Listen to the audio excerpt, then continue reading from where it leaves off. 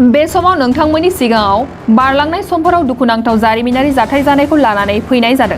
जाय जाथायफोरा मुलुगावनो बयखौबो सोमोनांहोदोंमोन आरो बयनिबो गोसोआवनो गोबां दुखु सोमजिहोदों। नोंथांमोनाबो बे जाथायफोरखौ खोनायोब्ला दान्दिसेब्लाबो गोसोआव साननो हमगोन।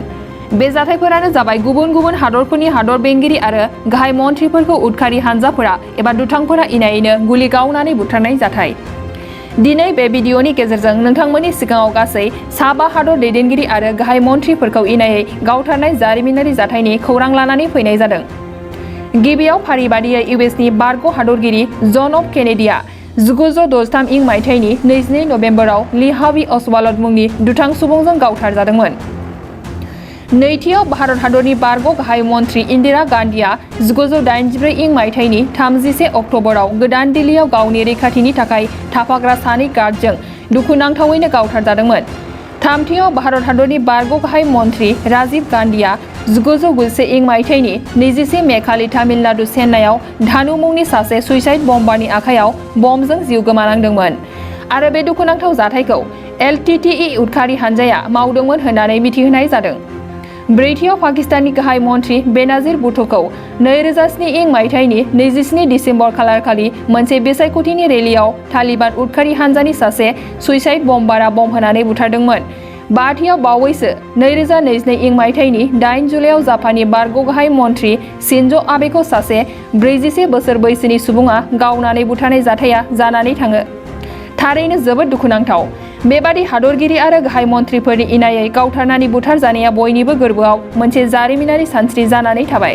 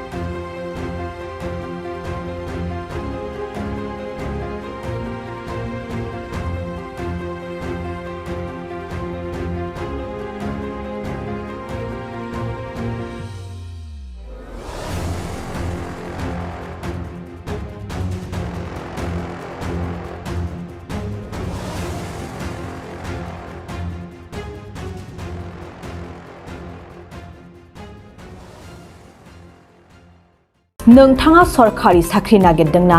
नोंथांनि थाखाय मोनसे गोजोनथाव खौरां। नोंथांनि थाखाय दं एडुकेट पइन्ट, जेराव नोंथाङा सोलोंथाइ लानायनि गेजेरजों सरखारि साख्रिनि गुबुन गुबुन रोखोमनि गोब्राब आनजादफोरखौ उथ्रिसारनो हागोन आरो गावनि आथिङाव गसंथानो हागोन। बे एडुकेट पइन्टआव नोंथांमोना SSC, bank PO, bank clerk, bank SO, UPSC, FSC, defence, railway, state insurance, एएअ, एडिअ एसिस्टेन्टजों लोगोसे स्टेट लेभेल जब आरो माखासे सरखारि साख्रिनि आनजादाव गोनांथि जानाय आयदाफोराव सोलोंथाइ लानो हागोन। मख'नो गोनांदि बे सोलोंसालियाव साख्रिनिल' नङा, बेयाव एमबिए आरो सैनिक स्कुल बायदियाव एडमिशननि थाखाय एन्ट्रेन्स होनो थाखायबो सोलोंथाइ लानो हागोन। बे सोलोंसालियाव गाहाम थाखो खथानि सुबिदा दं आरो सम मथे नोंथांनि सोलोंथाइखौ बे सोलोंसालियाव होनाय जागोन।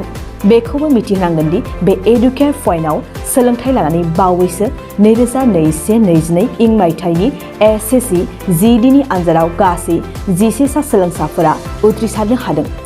बारा नङा, गासै 15,000 रांजोंनो नोंथाङा बे सोलोंसालियाव 6 दानसिम सोलोंथाइखौ लानो हागोन। बे सोलोंसालिया क'क्राझार, बरपेटा रड, गवालपारा आरो बङाइगावआवबो दं।